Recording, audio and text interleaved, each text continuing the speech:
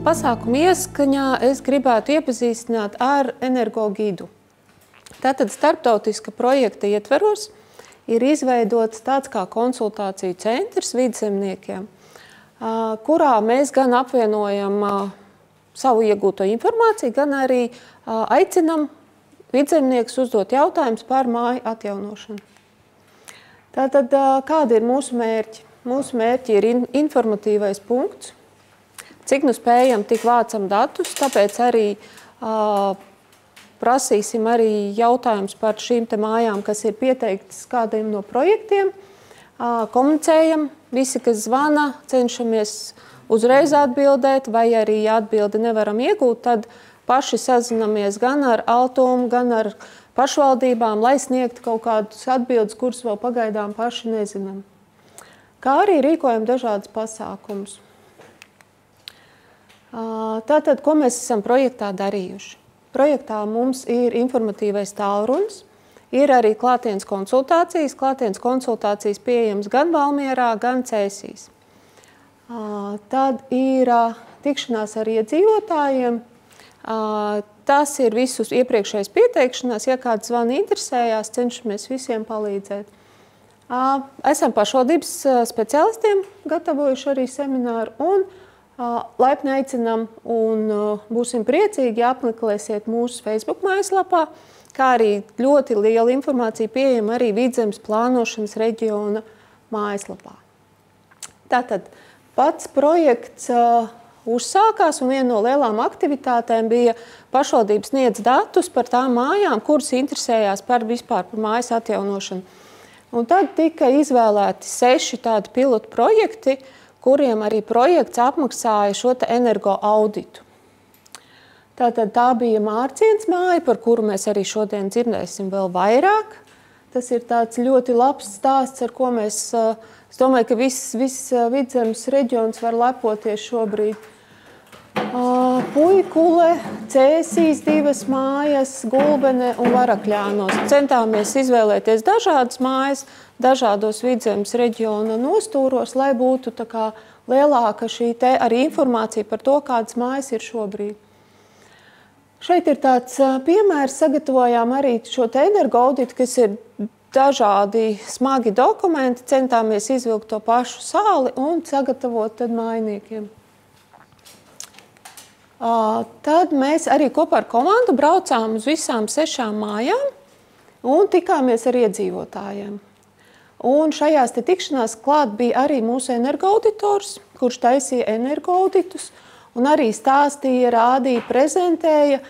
Tikšanās bija ļoti dažādas, sākot no tādām ļoti aktīvām, ļoti interesi pilnām, gan par pašu māju, gan par atjaunošanas procesu, gan arī tādām, kur mēs redzējām, kad nav mājā tā šobrīd mērķa. Mērķis varbūt ir, bet nav nekādas darbības, lai atjaunot māju tuvākā nākotnē. Tātad ir bijušas arī konsultācijas, gan klātienes, gan neklātienes, kā jau teicu. Šobrīd ir ļoti karsta kampaņa, kur pazūd siltums. Kampaņā esam saņēmuši 128 pieteikumus no visa Vidzemes reģiona. Šobrīd esmu atbraukājusi 35. Nav tik sarežģīti viņu safotogrāfēt. Sarežģītāks ir, protams, šis te attālums, jo mājas ir diezgan pa visu reģionu. Tā kā paies mums viss februāra mēnesis, kamēr apbraukāsim visas šīs te 128 pieteikumus.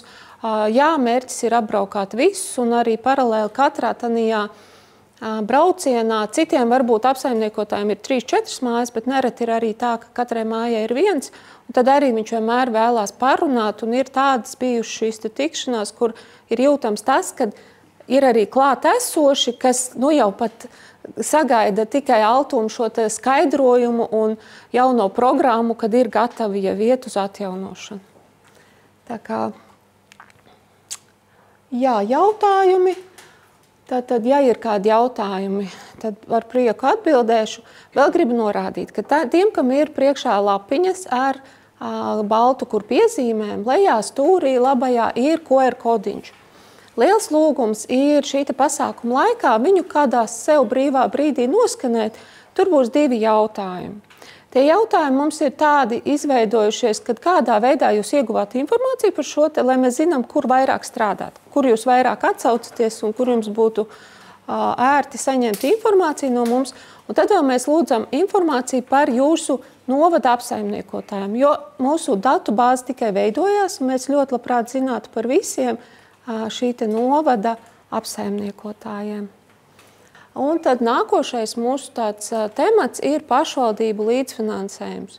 Mēs taisījām apkopojumu par 24. gada pašvaldību līdzfinansējumiem. Šobrīd ir jau 25. gads. Un konkrēti par to, kādas ir pašvaldību līdzfinansējums, reti kura pašvaldība zina. Bet mans mērķis ir pateikt to, ka arī šajos gadījumos jūs varat zvanīt, rakstīt Energogidam un uzdot, kādas ir šis 25. gada līdzfinansējums no tieši jūsu pašvaldības paredzēts šogad. Jo februāra mēnesī visas pašvaldības pieņems savu budžetu, un tad jau viņas zinās. Tagad viņām vēl ir karsts laiks, kad viņi vēl, neteiksim, lauž šķēpus, bet jāplāno, kāds tad tas līdzfinansējums būtu mūsu pašvaldībai vislabākais. Ir tādas pašvaldības, kuras pasaka, ka šogad nav finansējums, un tikai tāpēc, ka iepriekšējos 2 gadus nav bijis nekāds pieprasījums, nav bijis vajadzība pēc šāda. Un arī tas ir bijis par pamatu kādai pašvaldībai varbūt neparedzēt savos līdzekļos. Protams, ir arī tādas, kas budžetu,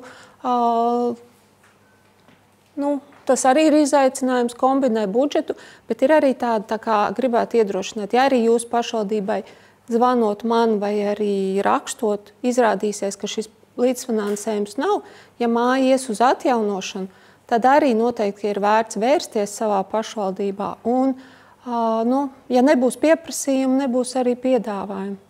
Tā kā vēlos tikai iedrošināt, pašvaldības nereti līdzfinansē gan dokumentus, tas varbūt nav tieši saistīts ar mums, bet arī pagalmu labiekārtošana un arī paši energoefektivitātes pasākumi. Tā kā tās atbildes, ko neatradīsiet tagad, mums uzstāsies Laipni Madonas novada pašvaldība un Valmieras novada pašvaldība. Viņas pieteikušās tā kā pašas jau pastāstīt, kāds būs viņu tas portfelis, bet par citiem jautājumiem tad lūdzu rakstiet, zvaniet, jautājiet.